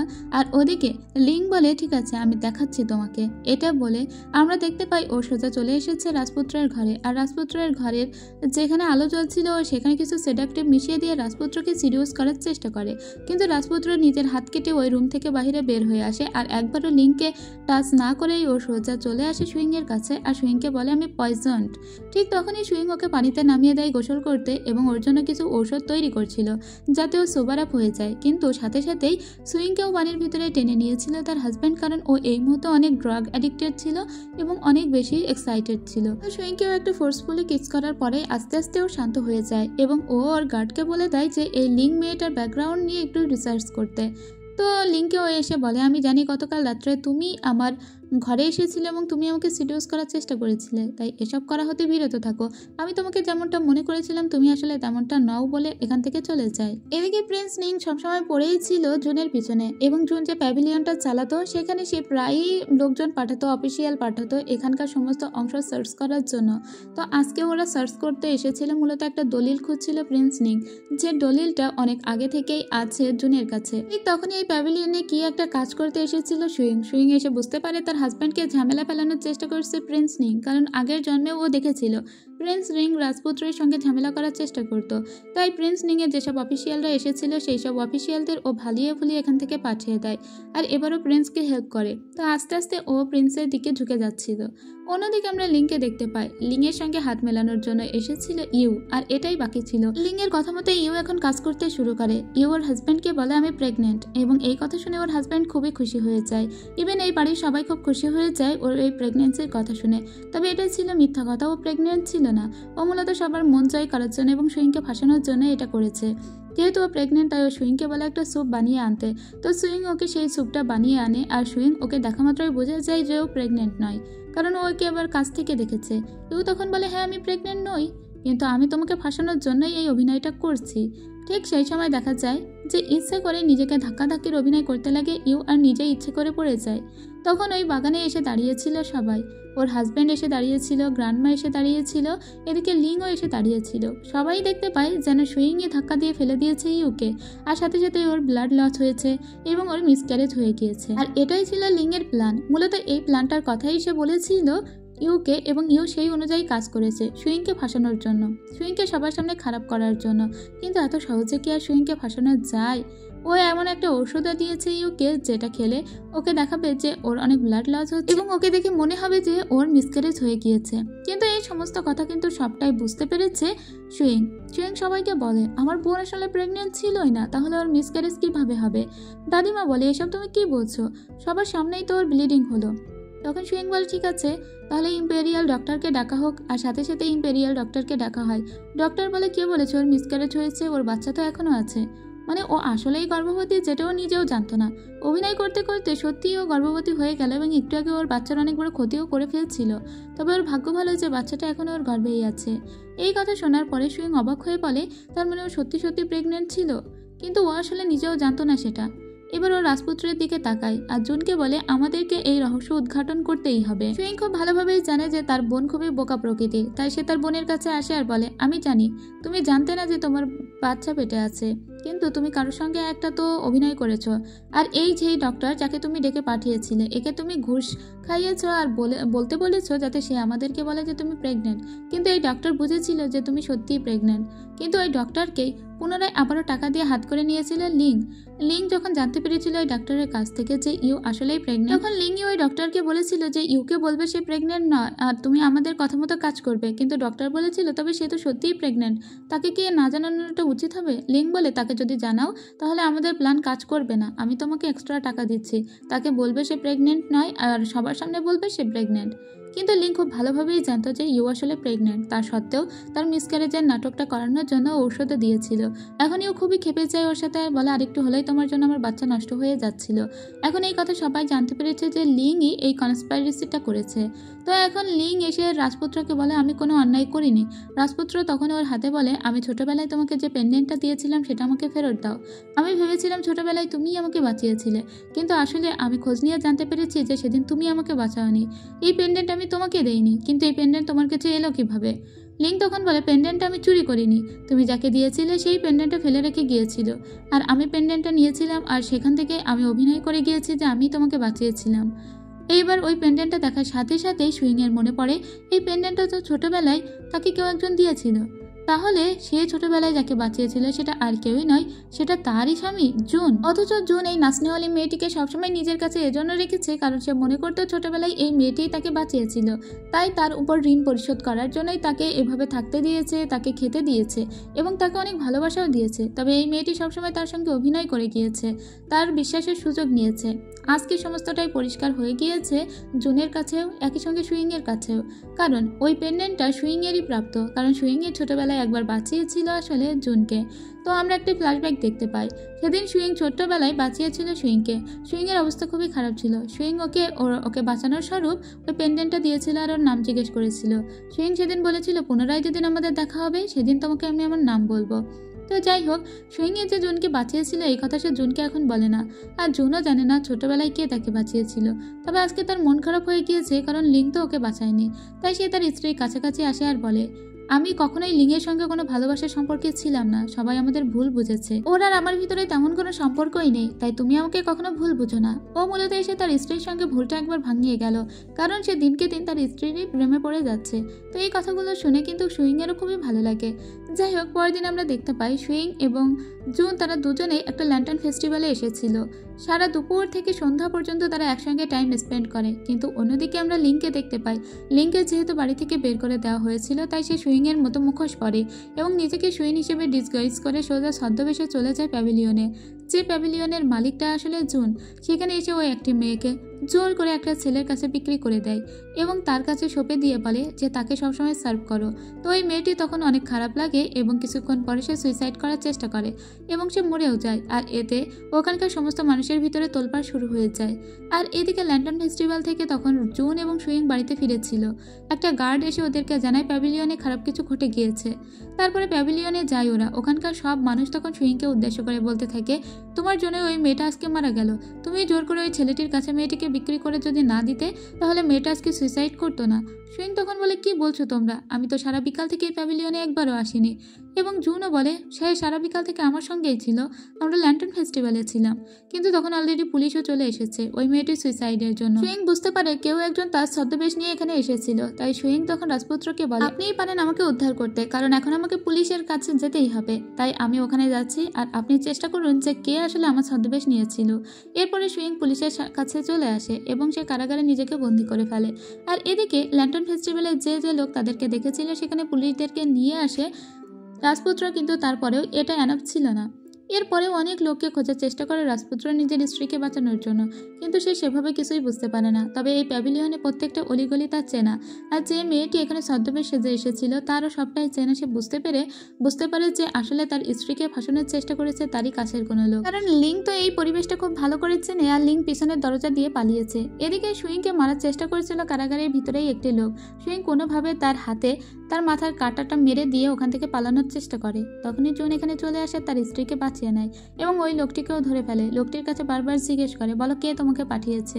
লোকটি তখন বলে আসলে আমি তার মুখ দেখিনি, নামও জানি না, শুধু এটা জানি তার হাতে একটা ব্রেসলেট ছিল, যে ব্রেসলেটে 14টা দানা ছিল এবং সেগুলো বাঁচত। এবং এটা শোনার সাথে সাথেই খুব ভালোভাবে বোঝা যায় জুন যে ওটা আর কেউই নয়, ওটা ছিল লিং। এবং লিংয়ে ছদ্মবেশ নিয়েছিল এবং লিংয়ে ফাঁসানোর চেষ্টা করেছে সুইংকে। তাই ওরা আলাদা একটা প্ল্যান করে, যেখানে দেখানো হয় যে সমস্ত জায়গায় রটে গিয়েছে, সুইং মারা গিয়েছে এবং কারাগারে সে নিজেই আত্মহত্যা করেছে। এই কথা শোনার সাথে সাথে ইউ আর তার হাজব্যান্ড তো ভীষণ খুশি হয়ে যায়, কারণ এখন থেকে এই পরিবারের সমস্ত দায়িত্ব তারাই পাবে। তো এদিকে রাত্রেবেলা কফিনের ভিতরে চুরি করে দেখতে এসেছিল লিং সুইংকে যে সত্যি সত্যি সে মারা গিয়েছে কিনা। লিং এসে বলে, যাক অবশেষে তোমাকে মারতে তো পারলাম, তুমি কখনোই আমার সমকক্ষ নয়। ঠিক তখনই ও দেখতে পায় দুই পাশে সুইংয়ের মতো কেউ ওকে দাঁড়িয়ে দাঁড়িয়ে অভিশাপ দিচ্ছে আর বলছে, তুমিই আমাকে মেরেছো, তুমিই ছদ্মবেশ নিয়ে সেদিন প্যাভিলিয়নে গিয়েছিলে এবং তুমিই আমাকে মেরেছো। যেহেতু আমার আত্মা এখন অতৃপ্ত, তাই আমি সারা জীবন তোমাকে ভূত হয়ে তাড়া করে বেড়াবো। এই কথা শুনে তখন লিং বলে, হ্যাঁ আমি তোমার ছদ্মবেশ নিয়েছিলাম আর আমি ওই মেয়েটিকে মেরেছি, কারণ আমি তোমাকে মারতে চেয়েছি। আর এখন কিনা তুমি আমাকে ভূত হয়ে তাড়াবে। ঠিক তখনই ভিতরে প্রবেশ করে জুন এবং তার সাথে আসা আরো 3 জন পুলিশ, কারণ তারা বাইরে অপেক্ষা করছিল। তারা জানতো লিং এখানে আসবে, আর লিং তো সমস্ত সত্য কথা বলেও দিয়েছে আর পুলিশগুলো সমস্ত সত্য কথা শুনেও নিয়েছে। আর এখন যখন লিং বুঝতে পেরেছে যে আসলে এই মারা যায়নি সুইং, তখন ও সুইংকে মারতেই যাচ্ছিল, কিন্তু তখন সাথে সাথে ওর দিকে একটা ধনুক তাক করে ছুড়ে দেয় জুন এবং ওখানে ওই কফিনের ভিতরেই পড়ে যায় লিং। যে কফিনে মরার কথা ছিল সুইংয়ের, সেখানে মরে গিয়েছে এখন লিং। এরপরে জুন সুইংকে তার নিজের রুমে নিয়ে আসে আর বলে যে অবশেষে আমি বুঝতে পেরেছি যে তুমিই আমার যোগ্য, এবং নিজের সমস্ত ফিলিংস ওর কাছে শেয়ার করে। আর সেদিন ওর কাছে সমস্ত সত্যটা বলেও দেয় সুইং যে ছোটবেলায় আসলে তাকে আর কেউই নয়, সেই বাঁচিয়েছিল। এই কথা শোনার সাথে সাথে আরও মন গলে যায় রাজপুত্রের। জুন তখন বলে, আমি তো মনে মনে এতকাল তোমাকেই খুঁজে চলেছি, তুমিই সেই যাকে আমি সবসময় ভালোবেসে এসেছি। এটা বলে ওদের দুজনের ভিতরে ভালোবাসার সম্পর্কটা খুবই গভীর হয়ে যায় এবং দুজন দুজনকে বলে যে ওরা কখনোই ছেড়ে যাবে না। সকালবেলা ঘুম থেকে উঠে জুন সেই ডিভোর্স এগ্রিমেন্টটা খুঁজে বের করে আর সেটা ছিঁড়ে বলে, এটার আর কোনো প্রয়োজন নেই, এখন থেকে তুমি আমার সারা জীবনের স্ত্রী। তো সুইং তখন বলে, আমার কাছেও কিন্তু এই ডিভোর্সের একটা কপি আছে। ওর হাজব্যান্ড তখন বলে, তোমার সাহস আছে আমাকে ছেড়ে যাওয়ার? যদি তুমি আমাকে ছেড়ে যাওয়ার সাহস করো, তাহলে এই বেড থেকেই আমি তোমাকে নামতে দিব না। সুইং তখন বলে, ঠিক আছে বাবা, আমি তোমাকে কখনোই ছেড়ে যাব না। আর এদিকে এদের তো মন খারাপ হয়ে গিয়েছে, কারণ সুইং মারা যায়নি। এরা ভেবেছিল সুইং মারা গিয়েছে, কিন্তু সেই করে তো বালি। এখন ইউ চিন্তা করছে অন্য কিছু করার। সে তার হাজব্যান্ডকে বলছে, তুমি একটু বেশি করে পড়াশোনা করো, আগের জন্মে তো খুব ভালো একজন চ্যান্সেলর হয়েছিলে, তাহলে এবার কেন পড়াশোনা করছো না? ওর হাজব্যান্ড বলে, আসলে আমার কাছে টাকা নেই, পরীক্ষা দিতে গেলেও তো টাকা পয়সার প্রয়োজন, তাই নয় কি? তুমি আমাকে কিছু টাকা দাও, আমি জানি বাবার বাড়ি থেকে তুমি অনেক টাকা নিয়ে এসেছো। কিন্তু ইউ বারবার বলে, আমার কাছে কোনো টাকা নেই আর আমি তোমাকে কোনো টাকা দিতে পারবো না, টাকা দিলেই তো গাম্বলিং খেলতে যাবে। আর এখানেই ওদের দুজনের ভিতরে কথা কাটাকাটি ঝগড়াঝাটি হয় এবং ধাক্কা দিয়ে ইউকে ফেলে দেয় তার হাজব্যান্ড। সাথে সাথে ইউ এর অনেক ব্লাড লস হয় আর এবারও সত্যিকার অর্থে মিসক্যারেজ হয়ে গিয়েছে। এতে ওর হাজব্যান্ড খুবই ভয় পায় আর ইউকে জড়িয়ে ধরে বলে, তুমি খবরদার এই কথা কাউকে বলো না, যদি তুমি বলো যে আমি তোমার মিসক্যারেজের জন্য দায়ী, তাহলে এই বাড়ি থেকে আমাকে বের করে দিবে, তুমি যা বলবে আমি তাই শুনবো। ওর স্ত্রী তখন বলে, তোমার জন্যই তো আমার মিসক্যারেজ হলো, এখন কিনা তুমি এসে ভালো সাজছ? তুমি আগের জন্মে এত ভালো ছিলে, এত চ্যান্সেলর হলে, আবার প্রিন্স নিংয়ের হয়ে কাজ করলে, তাহলে এবার জন্মে তোমার এই হাল কেন হচ্ছে? এবার তুমি কিছু করছো না কেন? এবার এই কথা শোনার সাথে সাথে তার হাজব্যান্ড বলে, প্রিন্স নিং, তুমি ঠিকই বলেছো, ওর সঙ্গেই আমার হাত মেলাতে হবে। তাই সে সোজা প্রিন্স নিংয়ের কাছে চলে আসে আর বলে, আমি আপনার হয়ে কাজ করতে চাই, আপনি যা বলবেন আমি তাই করব, কারণ প্রিন্স নিং ছিল অনেক শক্তিশালী। এদিকে সুইং ডায়রিয়া এবং কলেরার জন্য অনেক ঔষধ বানাচ্ছিল, কারণ সুইং জানতো যে আগের জন্মেও ঠিক এই টাইমে এই রাজ্যে অনেক বড় আকারে ডায়রিয়া কলেরা শুরু হয়েছিল এবং তার স্বামীকে বর্ডার অঞ্চলে পাঠিয়ে দেওয়া হয়েছিল ওইসব ঔষধ নিয়ে। এবারও তার স্বামীর কাছে ওই ডিক্রি আসে যে তাকে বর্ডার অঞ্চলে চলে যেতে হবে। তাই তার স্ত্রী অনেক ঔষধ টৌষধ বানিয়ে দেয় তার স্বামীর কাছে এবং তাকে বলে যে তুমি ভালোভাবে যাবে আর আমি জানি তুমি ভালোভাবেই ফিরে আসবে। কিন্তু প্রিন্স নিংও ওদিকে চিন্তা করেছে যেভাবেই হোক তার এই ভাইকে অর্থাৎ জুনকে মারতে। তাই সে ঠিক করেছে এই কাজটা সে লিয়াংকে দিয়েই করাবে। তাই লিয়াংকে বলে, তুমি যেহেতু আমার হয়ে কাজ করতে চাও, একটা পরীক্ষা তোমাকে দিতে হবে। বর্ডার অঞ্চলে ঔষধ নিয়ে কিছুদিনের ভিতরে রওনা দিয়ে দিবে জুন, আর তুমিও ওর সাথে সাথে যাবে এবং সুযোগ পেলে ওকে মেরে ফেলবে। যদি তুমি ওকে মেরে ফেলতে পারো তাহলেই বুঝবো যে তুমি আমার কাজে লাগবে এবং সারা জীবন আমি তোমাকে পাশে রাখবো। লিয়াং প্রথমে রাজি হতে চাচ্ছিল না, কারণ ও কখনো কাউকে মারেনি, তবে পরবর্তীতে ও রাজি হয়ে যায়, কারণ ও যদি আজকে জুনকে না মারে তাহলে জুনই হয়তো একদিন ওকে মেরে দিবে। যাই হোক, এরপরে জুন যখন সমস্ত মেডিসিন নিয়ে বর্ডারের উদ্দেশ্যে রওনা হয়, ঠিক তখনই ওর সঙ্গে প্রিন্স নিং পাঠিয়ে দেয় তার ভাইকেও। এদিকে স্ত্রীকে ছেড়ে তো জুনের একটু যেতে মন চাচ্ছিল না এবং তার খুব ভয় লাগছিল। সুইং তখন বলে, তুমি একটুও ভয় পাবে না, আমি জানি তুমি সুস্থ স্বাভাবিকভাবেই ফিরে আসবে, কারণ আগের জন্মে ও সুস্থ স্বাভাবিকভাবেই ফিরে এসেছে। তবে ওর বোন ওকে হুমকি দেয় আর বলে, তোমার স্বামী যে চলে যাচ্ছে, তোমার স্বামী আর ফিরবে তো? তখন ওর বোনের দিকেও একবার তাকিয়ে বলে, অবশ্যই ফিরবে। ইউ তখন বলে, তুমি বিধবা হওয়ার জন্য প্রস্তুত হও, কারণ তোমার স্বামী আর কখনোই ফিরবে না, সেই ব্যবস্থা আমরা করেছি। এদিকে সেই বর্ডার অঞ্চলে চলে এসেছিল জুন, কিন্তু জুনকে সবসময় মারার অপেক্ষা করছিল তারই ভাই। তবে তার ভাই তো মারতে পারছিল না, তাই অন্য একটা লোককে মারতে পাঠিয়েছিল। তবে জুন সেই লোকটিকে ধরে ফেলে এবং সে যে প্রিন্স নিংয়ের লোক ছিল সেটাও জুন খুব ভালোভাবে বুঝতে পেরেছে। তো ওই লোকটিকে এখন অবরুদ্ধ করে রাখা হয়, আর এখানে ওদের উপদেষ্টা হিসেবে একটা লোককেও পাঠানো হয়েছিল এবং বর্ডার অঞ্চলে মানুষদেরকে সাহায্য করার জন্য অনেক টাকা পয়সাও সরকার কর্তৃক এখানে পাঠানো হয়েছিল। সেই সব টাকা দেখে তো লোভে চোখ লকলক করতে থাকে লিয়াং। তাই লিয়াং ওই উপদেষ্টার সঙ্গেই হাত মেলানোর চেষ্টা করে। এদিকে আমরা দেখতে পাই যে জুন মনে মনে একটা লোককে খুঁজছে, যে লোকটা প্রিন্স নিংয়ের ব্যাপারে একটা কনফিডেন্সিয়াল তথ্য জানে এবং সেই লোকটাই বর্ডার অঞ্চলেই আছে। তো এখানে যখন বর্ডার অঞ্চলের মানুষদের ও খাবার বিলি করছিল তখনই ওই লোকটিকেও একবার দেখতে পেয়েছিল। সাথে সাথেই ও জুইকে বলে দেয়, মানে ওর গার্ডকে বলে দেয়, ওই লোকটিকে ফলো করো এবং দেখো ওই লোকটি কোথায় থাকে, ওই লোকটির কাছ থেকেই সমস্ত দলিল উদ্ধার করার চেষ্টা করো। যাই হোক, এরপরে ওর গার্ড ওই লোকটিকে ফলো করতে থাকে। রাত্রেবেলা জুন জানতে পারে ওরা যতটা ঔষধ এখানে নিয়ে এসেছিল সেই ঔষধগুলো সব ফুরিয়ে গিয়েছে, নতুন করে ওদেরকে আবার ঔষধ বানাতে হবে, তাই ওরা এখনই পাহাড়ি এলাকায় নেমে যাবে। আর এই কথাটা শুনতে পেয়েছিল লিয়াং, তাই লিয়াং চিন্তা করেছে ওরা যখন ঔষধ সংগ্রহ করতে যাবে তখনই ওদেরকে মেরে দিতে হবে, এবং তাই ও উপদেষ্টার সঙ্গেও হাত মিলিয়েছে। ওরা যখনই ঔষধ সংগ্রহ করার জন্য জঙ্গলের ভিতরে আসে তখন তার আগে থেকেই লিয়াং ওদের জন্য জঙ্গলে একটা ফাঁদ পেতে রেখেছিল এবং ওরা সবাইও ফাঁদের ভিতরেই পড়ে যায়। আর লিয়াং আগে থেকে ওখানে একটা ধনুক নিয়ে ওয়েট করছিল নিজের হাতেই ভাইকে মারার জন্য, এবং সত্যি সত্যিও নিজের হাতেই ভাইকে মেরে দেয়। আরও তো ভীষণ খুশি হয়ে গিয়েছে, কারণ এখানে যত টাকা পয়সা বর্ডার এলাকার লোকজনকে দেওয়ার জন্য সরকার কর্তৃক এসেছিল সেই টাকা পয়সাও এখন ওর হয়ে গিয়েছে। তাই ও মনে করে যে এখানে থেকে আর কি লাভ, এবার ও সোজা ক্যাপিটালের উদ্দেশ্যে ফিরতে থাকে এবং উপদেষ্টাকেও কিছু টাকা দিয়ে যায় যাতে উপদেষ্টা মুখ না খোলে। এরপরে টাকা পয়সা নিয়েও ফিরে আসে। অন্যদিকে আমরা সুইংকে দেখতে পাই, সুইংকে প্রিন্স নিং আজকে স্পেশালি প্যাভিলিয়নে ডেকে পাঠিয়েছিল। তো ও বুঝতে পারে যে এই লোকের অন্য কোনো মতলব আছে।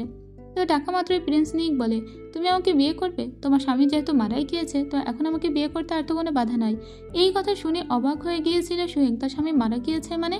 ও এই কথা বিশ্বাস করে না। প্রিন্স নিং বলে, হ্যাঁ সে মারাই গিয়েছে, আর আমার মনে হয় যে তুমি আর আমি পারফেক্ট জুটি হব। ও তখন সামনাসামনি প্রিন্স নিংকে বলে, আপনি ভুল করছেন, আমি মরে গেলেও আপনাকে কখনোই চুজ করব না, আমার স্বামীকেই আমি যতবার জীবন পাবো ততবার চুজ করব। তবে বাহিরে আসার পরে তার খুবই খারাপ লাগতে শুরু করে, কারণ সুইংয়ের মনে হচ্ছিল আসলেই কি জুন মারা গিয়েছে, কিন্তু জুন তো গত জন্মে বেঁচে ছিল।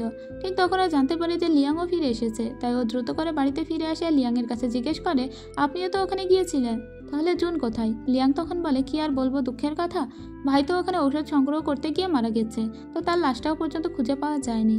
এই কথা শুনে সুইংয়ের বিশ্বাস হয় না, যেহেতু লাশকেও খুঁজে পায়নি তার মানে ওর হাজব্যান্ড মারা যায়নি। তাই ও তখন লিয়াংকে বলে, আমি এটা বিশ্বাস করি না, আমি আমার স্বামীকে খুঁজে বের করেই ছাড়বো, কোনোভাবেই আমার স্বামী মরতে পারে না। এদিকে ইউ আর ওর স্বামী তো ভীষণ খুশি হয়েছিল, কারণ এই সংসারের এখন সব দায়িত্ব ওদের হাতে এবং ওরা বড়লোক হয়ে গিয়েছে। তবে নিজের স্বামীকে খুঁজে বের করার সব রকম চেষ্টা করতে থাকে সুইংয়ের খুবই মন খারাপ ছিল। ওদিকে লিয়াং আবার প্রিন্স নিং এর সঙ্গে দেখা করতে আসে। প্রিন্স নিং সবসময় বিবাহিত মহিলাদের দিকে একটু লোলুপ দৃষ্টিতে তাকাতো, আর এই ব্যাপারটা দেখা মাত্রই নিজের মনেই একটা আলাদা চিন্তা খেলে গিয়েছিল লিয়াংয়ের। লিয়াং মনে মনে ভাবে, তার স্ত্রীকেও যদি এই লোকের হাতে তুলে দিই তাহলে বেশ ভালো হবে, আমি তার বিশ্বাস অর্জন করতে পারবো। এদিকে সুইং অনেক কাঁদছিল আর নিজের স্বামীর কথা বসে বসে ভাবছিল। ঠিক তখনই জুন চুরি করে ওর সঙ্গে দেখা করতে আসে আর বলে, আসলে আমি মারা যাইনি, আমাকে মারার চেষ্টা করেছে প্রিন্স নিং, কিন্তু আমি ঠিকই বেঁচে আছি। পরদিন সকালে রাজদরবার থেকে একটা ডিক্রি পাঠানো হয়, যেখানে রাজদরবার থেকে বলা হয়েছিল যে প্রিন্স জুন অনেক ভালো কাজ করেছে, সে বর্ডারে অনেক ভালো কাজ করার জন্য তাকে অনেক টাকা পুরস্কৃত করা হয়েছে এবং তাকে আরও একটা ভালো মর্যাদায় উপদিষ্ট করা হয়েছে। ঠিক তখনই এখানে প্রিন্স জুন চলে আসে, কিন্তু লিয়াং তো আর জানতো না প্রিন্স জুন বেঁচে আছে, তাই তার হয়ে পুরস্কার সেই নিতে যাচ্ছিল। তবে জুন এসে যখন নিজেই ডিক্রিটা নিয়ে নেয় তখন ওরা তো অবাক হয়ে যায় যে এই ছেলে বেঁচে থাকলো কিভাবে। আর দায়িত্ব অবহেলার জন্য অনেকগুলো মারা হয় লিয়াংকে, কারণ লিয়াং বর্ডারে গিয়ে কোনো দায়িত্বই পালন করেনি। এমনকি সে ফ্যামিলির রুলসও ভঙ্গ করার জন্য তাকে অনেক পিটানো হয়। এরপরে এসব পিটানি টিটানি খেয়ে সে আবার সোজা প্রিন্স নিং এর কাছে চলে যায়। প্রিন্স নিংকে গিয়ে জানায় যে আসলে জুন মারা যায়নি। প্রিন্স নিং তখন রেগে যায় আর তার দিকে কাপ ছুঁড়ে মারে। আসলে সব জায়গায় ও কেবল মারি খাচ্ছে। প্রিন্স নিং বলে, তাহলে তোমার মতো অপদার্থকে আমার সঙ্গে রেখে কি লাভ, তুমি তো কোনো কাজেই লাগবে না। তখন লিয়াং বলে, কিন্তু আপনার জন্য আমি অন্য একটা পুরস্কার নিয়ে এসেছি। এটা বলে বড় একটা বাক্সে করে তার স্ত্রীকেও নিয়ে এসেছে, এটা দেখায়। আর এটা দেখে প্রিন্স নিং বলে, তোমাকে যা ভেবেছিলাম তুমি তো তার থেকে অনেক বেশিই নিষ্ঠুর, নিজের স্ত্রীকে কিনা আমার হাতে তুলে দিচ্ছ। ঠিক আছে, তুমি বেশ কাজে, তোমার স্ত্রীকে আমার পছন্দ হয়েছে, আজকে থেকে তাহলে ও আমার কাছেই থাকবে। যাই হোক, এরপরে সোজা বাড়ির উদ্দেশ্যে আসতে শুরু করে আর ওর স্বামীকে এসে বলে, তুমি কি মানুষ? আমাকে কিনা তুমি প্রিন্স নিংয়ের কাছে বিক্রি করে দিয়েছো। তোমার মতো মানুষের সঙ্গে আমি আর থাকার প্রয়োজন বোধ করছি না বলে ও বাড়ি থেকে আবারও বেরিয়ে যায়। আর তারপরে ও নিজেই প্রিন্স নিংয়ের হাতে গিয়ে ধরা দেয়। ও সিদ্ধান্ত নিয়েছে প্রিন্স নিংয়ের হয়েই কাজ করবে এবং সুইংয়ের যত ক্ষতি করা যায় তাই করবে। প্রিন্স নিংয়ের সঙ্গে ও একটা কন্ট্রাক্টে আসে আর বলে, আপনি যদি সুইংয়ের ক্ষতি করতে চান তাহলে আমি আপনার সঙ্গে কাজ করতে পারি। প্রিন্স নিং বলে, তোমার ওই বোনটাকেই তো আমি চাই, কিন্তু সে আমাকে পাত্তা দিচ্ছে না, তাই তুমি যদি কাজ করো তাহলে খুবই ভালো হয়। সেদিন রাত্রেবেলা চুরি করে এসেছিল সুইং এর রুমে, যে ওর কোনো দুর্বলতা খুঁজে পায় কিনা। ঠিক তখনই সেই ডিভোর্স এগ্রিমেন্টের কাগজটাও দেখতে পায়। আর এটা দেখা মাত্রই ও তো বোঝা যায় যে এটাই আমার কাজে লাগবে। আর সুইং এর একটা আন্ডারগার্মেন্ট চুরি করে সেগুলো সোজা গিয়ে ও প্রিন্স নিং এর কাছে দেয়। প্রিন্স নিং তখন ডেকে পাঠায় সুইংকে আর বলে, আমার কাজ তো অলরেডি তুমি করেই রেখেছো, তুমি তোমার স্বামীকে অলরেডি ডিভোর্স দিয়ে রেখেছো।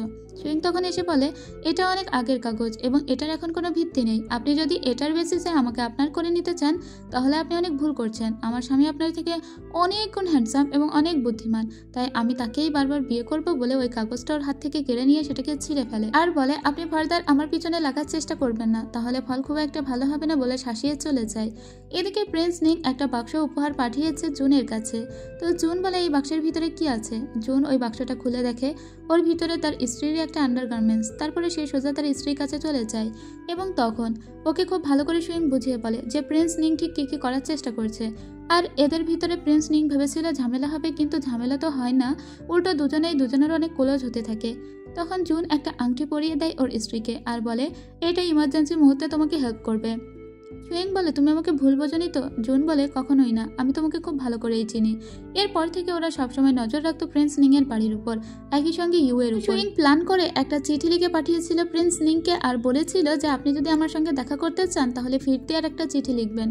তো তখন প্রিন্স নিং একটা ফিরতি চিঠি লিখে বলেছিল যে প্যাভিলিয়নের রাত 9টার সময় দেখা করতে। তো তো তাগিদাই ছিল যে ওদের দুজনের ভিতরে কিছু চলছে কিনা, তাই ওই চিঠিতে কি লেখা ছিল ওটা পড়ার জন্য ও কিছু উপঢৌকন দিয়ে একটা লোকের কাছ থেকে চিঠিটা কিনে নেয়। আর ওই চিঠিটা দেখা যায় যে রাত 9টার সময় প্যাভিলিয়নে দেখা করতে বলা হয়েছে সুইংকে। তখন চিঠিটা নিয়ে বলে, আজকে রাত 9টার সময় আমিই দেখা করতে যাব, কারণ প্রিন্স নিং আমার আর কারো হতেই পারে না। তো রাত্রেবেলা প্রিন্স নিং প্যাভিলিয়নের ভিতরে দেখা করছিল সুইং আসবে বলে। কিছুক্ষণ পরে দেখা যায় এখানে চলে এসেছে। প্রিন্স নিং তখন বলে যে তুমি এখানে কেন এসেছো? আমি তো এখানে সুইংকে আসতে বলেছিলাম। তখন বলে, কিন্তু চিঠিটা তো আমার কাছেই এসেছে, তাই আমি এখানে এসেছি। তখন খুবই রেগে যায় প্রিন্স নিং আর বলে, চিঠি তোমার কাছে গিয়েছে নাকি তুমি নিজেই জোর করে ওটাকে নিজের কাছে নিয়ে নিয়েছো? তখন প্রিন্স নিংকে মানানোর জন্য ওর কোলে উঠে বসে ওকেই সিডিউস করতে শুরু করে। আর কিছু পারুক না পারুক এই ব্যাপারটা খুব ভালোভাবেই পারে এবং ওরা দুজনেই ওখানে অনেক বেশি এক্সাইটেড হয়ে যায়। আর ঠিক তখনই প্যাভিলিয়নে আসছিল প্রিন্স নিং এর স্ত্রী। প্রিন্স নিং এর স্ত্রীকেও কিন্তু প্ল্যান করে এখানে ডেকে নিয়ে এসেছে সুইং। সুইং বলে, আজকে এখানে একটা জলসা হবে, তাই আমি আপনাদেরকে ইনভাইট করেছি। তো ওরা যাওয়ার সময় ওদের পাশ দিয়ে কেউ একজন যাচ্ছিল এবং তার হাত থেকে একটা পেন্ডেন্ট পড়ে যায়। ওই পেন্ডেন্টটা সুইং তুলে বলে, দেখে তো দামি মনে হচ্ছে। প্রিন্স নিং এর স্ত্রী দেখে বলে, এটা তো প্রিন্স নিং এর পেন্ডেন্ট, কিন্তু এটা এখানে কেন এলো? ওই মেয়েটি বলে, ওরা একটা সিক্রেট চেম্বারে আছে। প্রিন্স নিং এর স্ত্রী তখন সিক্রেট চেম্বারের ভিতরে প্রবেশ করে। আসলে ওই পেন্ডেন্টটাও কিন্তু সুইং এরই প্ল্যানের একটা অংশ ছিল। এখানে এই যে স্বামীকে এর সঙ্গে দেখে খুবই রেগে গিয়েছিল প্রিন্স নিং এর স্ত্রী, এবং প্রিন্স নিং এর স্ত্রী প্রিন্স নিং এর উপর অনেক কথা শোনায় আর অনেক মারধর করে। প্রিন্স নিং বাইরে অনেক বড় শিয়াল হলেও সে নিজের স্ত্রীর কাছে কিন্তু সেই মুরগি। যাই হোক, তার স্ত্রীর একটা বিশাল পাওয়ার আছে, কারণ তার বাবা একজন জেনারেল। আর এখন প্রিন্স নিং এর এই অবস্থা সুইং দেখে হাসছিল। তো প্রিন্স নিং বাড়িতে আসার পরে এদের দুজনকেই মারে, মানে লিয়াংকেও মারে আর কেও মারে আর বলে, তোমরা দুজনেই অপদার্থ, কোনো কাজের নয়। ওরা মারধর খেয়ে বাড়িতে এসে চিন্তা করে যেভাবেই হোক সুইংকে ফাঁসাতে হবে। কিন্তু এখন কে আবার ধাক্কা দিয়ে তার হাজব্যান্ড ফেলে দেয় আর বলে, তুমি নিজেকে বিক্রি করে দিয়েছিলে প্রিন্স নিং এর কাছে। ওর স্ত্রী তখন রেগে বলে, তুমিই তো আগে আমাকে ওর কাছে বিক্রি করে দিয়েছিলে, আর এখন কিনা আমার উপরে আঙুল তুলছো। আর এটা ওদের দাদিমা শুনে বলে, সি সি সি, এই বিশ্রী কাণ্ড। এর সাথে সাথেই লিয়াং বলে আমি আমার স্ত্রীকে আর রাখবো না, ওকে আমি ডিভোর্স দিব। তো দাদিমা বলে তাই ভালো হবে। তো এক্ষুনি ইউকে ডিভোর্স দেওয়া হয় আর ইউকে সোজা বাড়ি থেকে বাইরে বের করে দেওয়া হয়। ইউ তখন অনেক কাঁদতে থাকে আর বলতে থাকে সেই আগের বাড়ির মতোই আমার অবস্থা হলো, কিন্তু কেন? ঠিক তখনই ওর বোন বাইরে আসে আর বলে কারণ শুরু থেকেই তুমি ভুল ছিলে, আমি সবসময় ঠিক পথে ছিলাম, তাই আমার সঙ্গে সবসময় ভালো হয়েছে। জীবন তোমাকে আরেকটা সুযোগ দেওয়ার পরেও তুমি শুধরাওনি, সবসময় চেষ্টা করেছো আমাকে খারাপ করতে, কিন্তু দেখো আজকে নিজেরই খারাপ হয়ে গেল। তুমি কি কখনোই বুঝলে না ভালো থাকলে তার পথে কেউ বাধা হয়ে দাঁড়ায় না? তুমি খারাপ ছিলে বলেই তোমার এই অবস্থা হলো। নিজে একটু বোঝার চেষ্টা করো আর ভালো হওয়ার চেষ্টা করো। আর এটা মনে হয় ওর মাথায় একটু ঢুকেছিল কিনা কেই জানে। যাই হোক, এরপরে আমরা লিয়াংকে দেখতে পাই। লিয়াং সেদিন অনেক মদ খেয়ে মাতালের মতো হাঁটতে হাঁটতে বকতে বকতে যাচ্ছিল। ঠিক সেই সময়ই ওর স্ত্রী ইউ ওখানে আসে আর ওকে স্ট্যাপ করে দেয়। মানে ইউ এর সঙ্গে ও যে খারাপ আচরণটা করলো তারই প্রতিশোধ নিল ও, আর ও এখানে ওর স্বামীকে মেরে ফেলে। মরে যাওয়ার সময় লিয়াং বলে তুমি কিনা আমাকে মেরে ফেললে, কিন্তু ইউ এর মুখটা আমাদের দেখানো হয় না। যাই হোক, এরপরে ইউ সোজা আবার প্রিন্স নিং এর কাছে চলে যায় আর বলে আপনি সবসময় চাইতেন না যে সুইং যেন আপনার হয়, আমি ওকে আপনার কাছে নিয়ে এসে দিব। তো প্রিন্স নিং ওকে আবারও একটা সুযোগ দেয়। সুইংকে চোখে কাপড় বেঁধে এখানে নিয়ে আসা হয় এবং দেখা যায় যে এবার কিন্তু সুইং বেশ নিজের ইচ্ছাতেই এখানে এসেছে, তার মানে ভিতরে ভিতরে কিছু একটা তো চলছে। প্রিন্স নিং বলে আজকে আমি তোমাকে বিয়ে করব, যেভাবেই হোক তোমার আর আমার বিয়ে আজকে কেউ আটকাতেই পারবে না। এবার ওদের জন্য সমস্ত কিছু ঠিক করা হয়। ইও বলে ঠিক আছে, আপনাদের বিয়ের সমস্ত তোড়জোড় আয়োজন সব করা হয়েছে, আপনারা এবার বাইরে আসতে পারেন। এদিকে এখানে প্রিন্স নিং এর কক্ষে একটা অনেক বড় আলমারি ছিল যেটা চাবি চুরি করে নিয়েছিল সুইং। তো প্রিন্স নিং তখন বরের জামা পরে বাইরে এসে উপস্থিত হয় এবং বিয়েও করে নেয়। কিন্তু যখনই সে বউয়ের মুখটা দেখতে যায় তখন তার মনে হয় যে আসলে এই বউ অন্য কেউ। বইয়ের মুখটা তোলার সাথে সাথেই দেখা যায় ওটা সুইং ছিল না, ওটা ছিল ইউ ইচ্ছা করেই তাকে বিয়ে করেছে। প্রিন্স নিং বলে তোমার সাহস হয় কি করে আমাকে বিয়ে করার? সাথে সাথে ইউ ওকে আঘাত করে আর বলে কারণ এবার আমি আমার প্রতিশোধ নিতে এসেছি। সুইং এর সঙ্গে এতকাল যে অন্যায় করেছি সেটা আর হতে দেওয়া যায় না। সুইং আর ও দুজনেই হাত মিলিয়ে কাজ করেছে প্রিন্স নিংকে ধরার জন্য। প্রিন্স নিং এর যে চাবিটা ওরা চুরি করেছিল তার ভিতরে প্রিন্স নিং অনেক রাষ্ট্রীয় সম্পদ আত্মসাৎ করে রেখেছে। আর তাছাড়া প্রিন্স নিং যত সম্পদ আত্মসাৎ করেছে তার সমস্ত দলিল আর সব কিছু আছে এখন জুনের কাছে।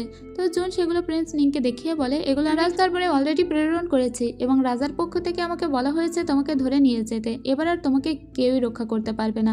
প্রিন্স নিং তখনও জানতো না যে ও চাবিটা চুরি হয়ে গিয়েছে, তারপরে ওকে চাবিটাও দেখানো হয়। প্রিন্স নিং এবার সর্বোপরি হেরে গিয়েছে। প্রিন্স নিং তখন বলে আমি তোমাদের কাউকেই ছাড়বো না, কিন্তু অলরেডি নিজেই কিন্তু ডিসমিস হয়ে গিয়েছে। যাই হোক, ইউ এবার একটা ভালো কাজ করলো, অবশেষে সে তো কিছু রিয়েলাইজ করেছে। তার বোন এবার ওকে যেভাবে বলেছে ও সেভাবেই কাজ করেছে। ইউ আসলে বুঝতে পেরেছে জীবন তাকে আরেকটা সুযোগ দিয়েছে, তাহলে কেন নয় এই সুযোগটা সে ভালো পথে কাজে লাগাক। তার বোন যে কথাগুলো তাকে বলেছিল সেটা সে উপলব্ধি করেছে, তাই শেষ পর্যন্ত সে ভালো হয়ে গিয়েছে। যাক, এই ব্যাপারটা তাও ভালো ছিল। এটাও সে বুঝেছে যে সুইং কখনো তার খারাপ চায়নি, কেবল সেই সুইং এর খারাপ চেয়ে গিয়েছে। যাই হোক, এখন তো ওই একা হয়ে গিয়েছে কারণ ওর হাজব্যান্ডকেও মেরে ফেলেছে। তাই চিন্তা করে যে ও একটা মন্দিরে গিয়ে থাকবে, তাই শেষবারের মতো ও দেখা করতে আসে এদের দুজনের সঙ্গে, সুইং এর সঙ্গে এবং রাজপুত্রের সঙ্গে। রাজপুত্রও জেনে গিয়েছে যে এদের দুই বোনেরই পুনর্জন্ম হয়েছে। যাই হোক, এরপর পুনরায় রাজপুত্র আর সুইং এর বিয়ে হয় এবং ওরা দুজনেই খুব সুন্দর সময় কাটায়। আর এতদিন ওদের ভিতরে যে রোমান্টিকতা ঘটেছে তার সমস্তটাই এক পলক করে আমাদের দেখানো হয় এবং এর সাথে সাথেই এই ড্রামার গল্প শেষ হয়। এটা অনেকটা ইন্ডিয়ান সিরিয়ালের মতো। আমি সচরাচর একদমই ছোটোখাটো ড্রামা এক্সপ্লেন করি না, এগুলো হলো ওয়েব সিরিজ আর এগুলোর গল্প আমার একদমই ভালো লাগে না, তারপরেও এটা একটু এক্সপ্লেন করে দেখলাম। এইসব ড্রামার স্টোরি খুব একটা ভালো হয় না, এই ড্রামার স্টোরিও আমার ভালো লাগেনি, তার সত্ত্বেও ড্রামাটা যেহেতু দেখেছি তাই ভাবলাম আপনাদেরকেও একটু শোনাই। অনেকটা ইন্ডিয়ান ক্যাটাগরির সিরিয়াল টাইপের, তাই না? যে সবসময় মেয়েরা মেয়েদের পিছনে লেগে আছে, ছেলেরা ছেলেদের পিছনে, কিরকম কুটনি টাইপ। এরকম ড্রামা আমি আর কখনোই এক্সপ্লেন করবো না, কারণ এটা করতে গিয়ে অলরেডি আমার মনে হয়েছে এগুলো আমি কি এক্সপ্লেন করছি। তবে আপনাদের যদি ভালো লাগে তাহলে কিন্তু একটা লাইক কমেন্ট করেই যাবেন। যেহেতু ভিডিওটা করেছি তাই আশা করছি ভালো লাগবে, কারণ আমি যেহেতু শেষ করতে পেরেছি তো আপনাদেরও আশা করছি যে অতটাও খারাপ লাগবে না। তো এই ছিল আজকের গল্প। দেখা হবে পরে অনেক বড় কোনো গল্পে, ভালো কোনো ড্রামার গল্পে। আমি অলওয়েজ চেষ্টা করি আপনাদের জন্য ভালো কোনো ড্রামার গল্প নিয়ে আসতে। তো সে পর্যন্ত সবাই ভালো থাকবেন, সুস্থ থাকবেন। দেখা হবে পরের কোনো ভিডিওতে। Thank you.